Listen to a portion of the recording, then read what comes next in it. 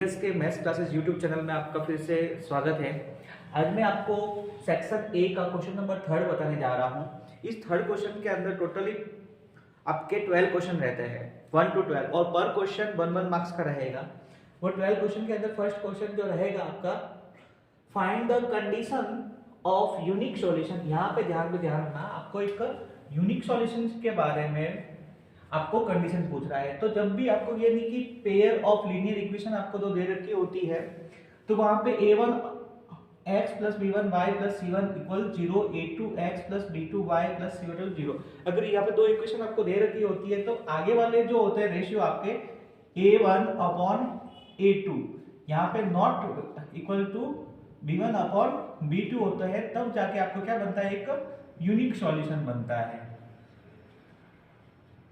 जैसे आपको मैं बता दूं, जैसे कि आपको दो इक्वेशन दिख रही होगी, जैसे इस तरह से कोई इक्वेशन आ जाती है ग्राफ में 2x + 3y + 5 equal 0, 3x + 2y + 3 equal 0। तो यहाँ पे क्या होता है कि अगर ये 2/3 a1 और a2 दोनों लिए जाते हैं इक्वल से यहाँ पे 3/2 लिखा जाता है। तो अब ये दोनों ही रेशियो क्या है, इक्वल नहीं है, तब इनके आपके x और y के आंसर फाइंड हो जाते हैं, तब ये यूनिक सॉल्यूशन की कंडीशन में आता है। ये आपका एग्जांपल के तौर पे बता दिया। अब क्वेश्चन नंबर 2 आपका क्या कह रहा है, write the Shridhar Acharya formula to find roots of quadratic equations. कभी आपको क्वाड्रेटिक फॉर्मूला के रूप में भी ऐसे क्वेश्चन पूछ सकता है, श्रीधर आचार्य के नाम से भी पूछ सकता है। इस तरह से ax² + bx + c की कोई इक्वेशन होती है, तब आपको x फाइंड करना होता है। तो इस x का आपको फाइंड क्या आंसर क्या, -b ± √b² - 4ac upon 2a। इस तरह से आप x का आंसर निकाल सकते हैं श्रीधर आचार्य फॉर्मूले से। नेक्स्ट क्वेश्चन नंबर आपका 3 आपका दे रखा है, find the sum of AP. आपको एपी दे रखी है 2, 5, 8 और 11 और इसकी 12 टर्म तक आपको क्या करना है, सम फाइंड करना होता है। तो सम के दो फॉर्मूले यूज होते हैं, अभी अपन बड़े फॉर्मूले से ही इसको सॉल्व करने वाले हैं। एपी के अंदर जो फर्स्ट है a, यानी कि आपकी जो फर्स्ट टर्म है वो कितनी दे रखी है, 2 दे रखी है। उसके बाद में आपको डी फाइंड करना पड़ेगा। डी फाइंड करने के लिए क्या करना पड़ेगा, a2 में से a1 यानी कि पिछले वाले नंबर में से आगे वाले को माइनस कर देंगे, तो 5 में से 2 गया तो आपके डी मिला है 3।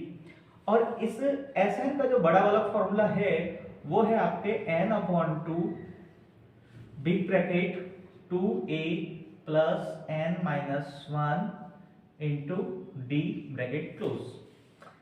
n आपके दे रखा है, टोटल आपको 12 टर्म तक सॉल्व करना है, तो n आपका 12 है। 12/2 बिग ब्रैकेट 2 फर्स्ट टर्म आपके दे रखी है 2 अभी फाइंड की थी, प्लस n आपके है 12 - 1 इनटू d आपको दे रखा है 3। 2 से 12 कट हो जाएगा 6 टाइम, तो 6 ब्रैकेट 2 2 जा 4 प्लस 12 में से 1 गया, पीछे बचा 11। कितना बचता है, 11, और 11 का 3 से मल्टीप्लाई हो जाता है तो कितना बनता है, सॉरी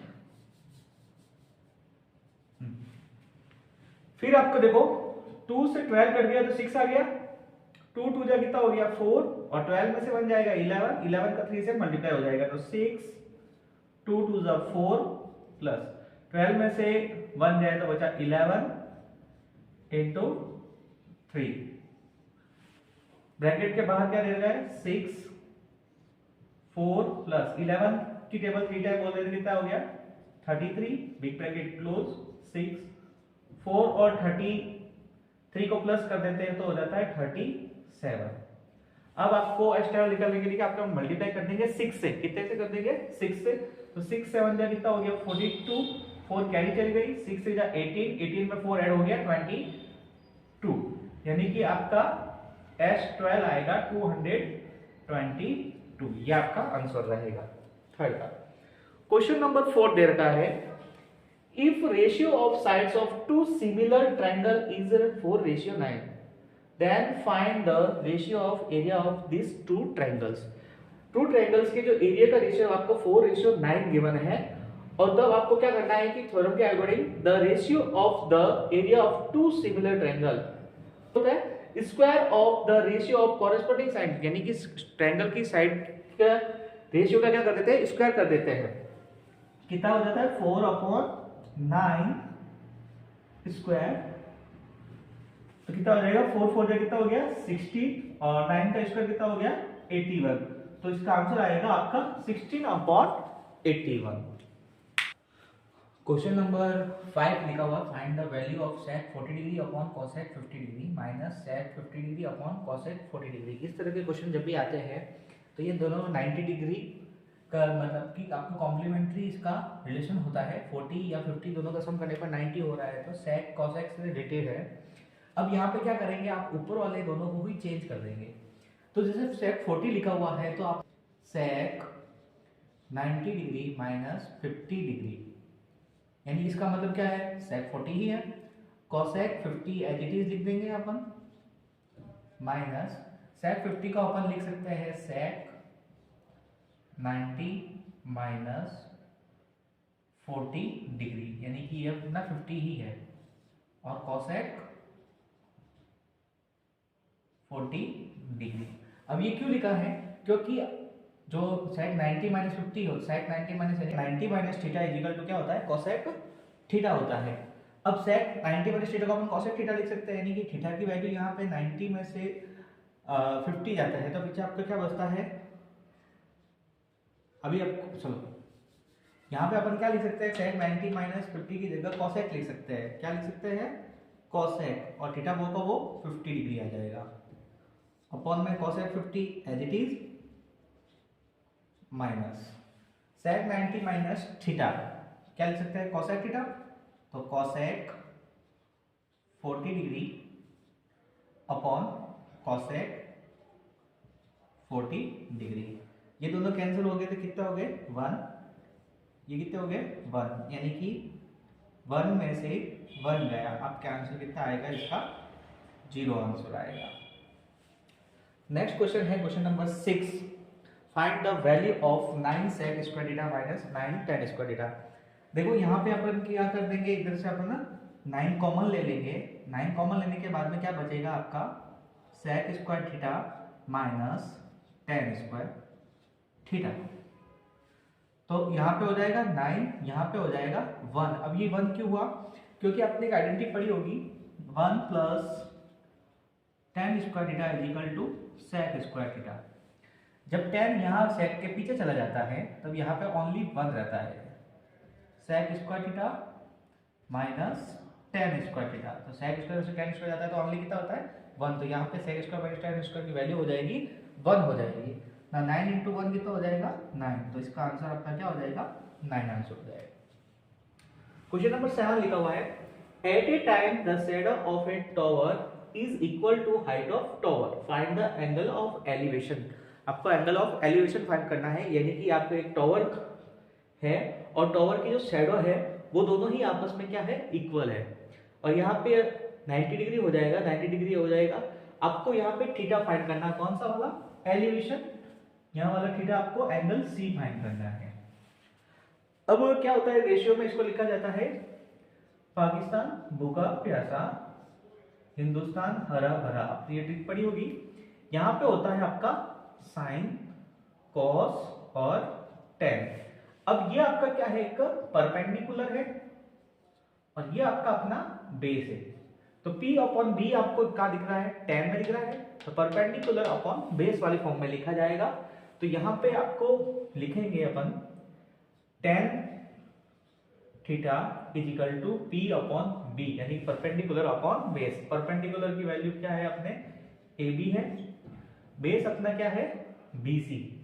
अब यहाँ पे आपको पहले से गिवन है कि at a time the shadow of tower is equal, यहाँ आपके आपस में क्या है AB और BC क्या है इक्वल है, ये आपको गिवन है AB इक्वल BC, ये आपको गिवन है। तो AB के नीचे वापस AB लिख सकते हैं, तो tan theta is equal to AB upon AB, तो AB से AB कट कितना आया 1 आया, तो tan theta is equal to 1। अब tan के अंदर 1 जो वैल्यू है वो क्या आती है ट्रिग्नोमेट्रिक टेबल के अंदर tan थीटा और tan 45 डिग्री। अब दोनों का कंपेयरिंग करेंगे तो tan थीटा यानी कि जो थीटा की जो वैल्यू है वो अपनी कितनी है 45 है, तो थीटा इज इक्वल टू कितना हो जाएगा 45 डिग्री। ये आपका आंसर। थीटा की वैल्यू जो आएगी वो होगी 45 डिग्री। क्वेश्चन नंबर 8 है find the value of angle theta in given figure. आपको गिवन फिगर दिख रहा होगा, ए बी की वैल्यू tan√3 है, बी सी की वैल्यू 10 मीटर है। यहाँ पे वो को वो सेम डायग्राम बन रहा है लगभग। आपको वापस इसमें tan थीटा के अकॉर्डिंग p अपॉन b यानी कि परपेंडिकुलर अपॉन बेस, ये आपका परपेंडिकुलर हो जाएगा और ये आपका क्या हो जाएगा, बेस हो जाएगा। यानी कि tan थीटा ही लिखना है इसके अंदर, tan theta perpendicular upon base, perpendicular है अपना BC अपॉन AB। यहाँ पे tan थीटा अपन को फाइंड करना है। BC की वैल्यू जो है वो आपको लिखी हुई है 10, AB की वैल्यू लिखी हुई है tan√3। ये 10 से 10 कट जाएगा, कितनी बार करा, 110। तो tan थीटा आपका आ रहा है 1/√3। tan ट्रिग्नोमेट्री टेबल के अंदर tan में 1/√3 वैल्यू जो है वो होती है tan30 पर होती है। कहाँ होती है, tan30 पर। तो इसको लिख देंगे अपन tan theta is equal to tan30 degree. दोनों का कंपेयरिंग कर देंगे तो थीटा की जो अपनी जो वैल्यू है वो है अपनी 30 डिग्री। तो यहाँ पे जो थीटा का जो आंसर आएगा वो आएगा 30 डिग्री। क्वेश्चन नंबर 3 के 9th क्वेश्चन के अंदर लिखा हुआ है if tangents PA and PB from a point P to circle with centre O are inclined to each other at the angle 80 degree then find angle AOB। यानी कि PA और PB आपको जो टेंजेंट्स दे रखी है वो जहाँ पे कहाँ पे ज्वाइन हो रही है, 80 डिग्री के एंगल पे मिली हुई है। यहाँ पे आपको एंगल AOB यानी कि O वाला एंगल फाइंड करना है।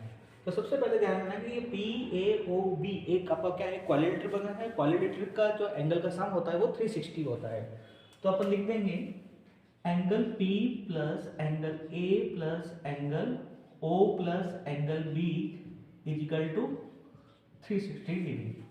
अब यहाँ पे ध्यान रखना है कि एंगल A और एंगल B की वैल्यू होती है वो 90 डिग्री होती है, क्योंकि टेंजेंट्स और रेडियस के बीच में 90 डिग्री का एंगल होता है। तो एंगल A और एंगल B, एंगल A की वैल्यू कितनी हो जाएगी 90 और एंगल B की वैल्यू भी कितनी हो जाएगी 90, और ये दोनों का यहाँ पे सम सबका कितना है 90 डिग्री।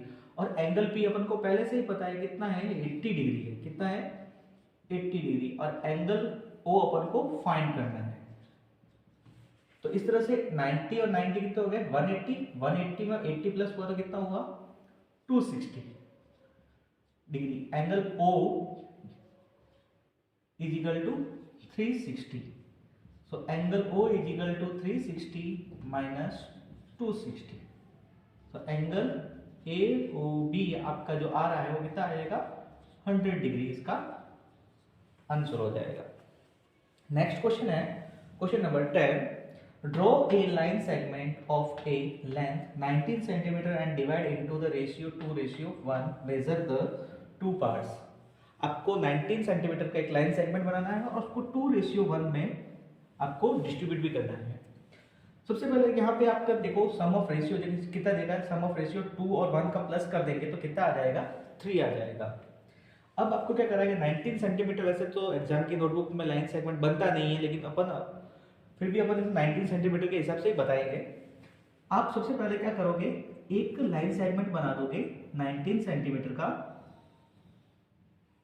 19 सेंटीमीटर का, उसका आप नाम दे सकते हैं A और B नाम दे दिया। अब यहाँ पे क्या करना है, आप या तो ऊपर की तरफ एक्यूट बना सकते हो या नीचे भी बना सकते हो। फिलहाल अपन नीचे ही बना रहे हैं। एक्यूट एंगल कोई भी ले सकते हैं, लेकिन 90 से छोटा ही होना चाहिए एक्यूट एंगल। यहाँ पे आपको क्या करना है, जितने सम ऑफ रेशियो दे रखे हैं 3, तो यहाँ पे आपको 3 आर्क बनाने हैं। A1 जो इक्वल मेजरमेंट के होने चाहिए, 1 2 3, तो तीनों के तीनों इक्वल होने चाहिए। इसका नाम दे देंगे अपन A1 A2 और A3। फिर इसको A3 को B से ज्वाइन कर लेते हैं स्केल की हेल्प से। B को A3 से ज्वाइन कर लेंगे। अब जो आपने यहाँ पे किया है वो को आपको A2 से भी ज्वाइन करना है, लेकिन क्या करना है कि ये लाइन और ये A2 वाली लाइन जो होगी वो क्या होगी, पैरेलल होगी। यहाँ पे 1 और 2 आ रहे हैं। तो पैरेलल बनाने के लिए क्या करना पड़ेगा, आपको एक कॉम्पास की हेल्प से एंगल का मेजरमेंट लेना पड़ेगा। जितना आर्क यहाँ लिया है वो का वो आर्क आप A2 की पॉइंट से वही आर्क वापस यहाँ लो। इतना करने के बाद में आपको क्या करना पड़ेगा, यहाँ से यहाँ तक आपको कॉम्पास की हेल्प से इसका मेजरमेंट लेना पड़ेगा। वो का वो आपको यहाँ से मेजरमेंट लेना पड़ेगा। अब ये जो लाइन है उसी लाइन के पैरेलल होनी चाहिए, तो इस तरह से ये लाइन बनेगी आपका। इस पॉइंट को अपन क्या सी पॉइंट दे देंगे। तो इस तरह जो आपके जो मेजरमेंट रहेगा वो समथिंग रहेगा 12.6 सेंटीमीटर के समथिंग, और बी सी की जो वैल्यू रहेगी वो आपकी 6.3 सेंटीमीटर, क्योंकि यहाँ पे मेजर द टू पार्ट्स भी कहा गया है।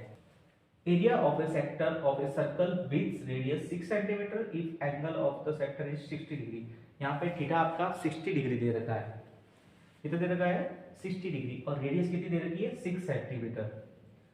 अब एरिया ऑफ सेक्टर का जो फॉर्मूला होता है, एरिया ऑफ सेक्टर का फॉर्मूला होता है pi r square theta upon 360 degree. Pi का वैल्यू है 22 अपॉन 7, रेडियस आपके दे रखी है 6 मल्टीप्लाई 6, थीटा की वैल्यू आपके 60 डिग्री अपॉन 360। 0 से 0 कैंसल, 6 की टेबल से 36 कैंसिल हो जाता है 6 टाइम, 6 की टेबल से 6 कैंसिल हो जाता है, फिर आपके बचता है 22 की टेबल 6 टाइम बोलते हैं तो 132 होता है। 132 अपॉन 7 सेंटीमीटर आपका समथिंग ये आंसर रहता है। नोटबुक आपकी बुक में है जो फाइनल यही आंसर दे रखा है, तो यहाँ तक ये है, नहीं तो आप इसको पॉइंट में भी आपको फाइंड कर सकते हो, कोई दिक्कत नहीं। क्वेश्चन नंबर 12 है आपका, a box contain 3 blue 2 white and 4 red ball.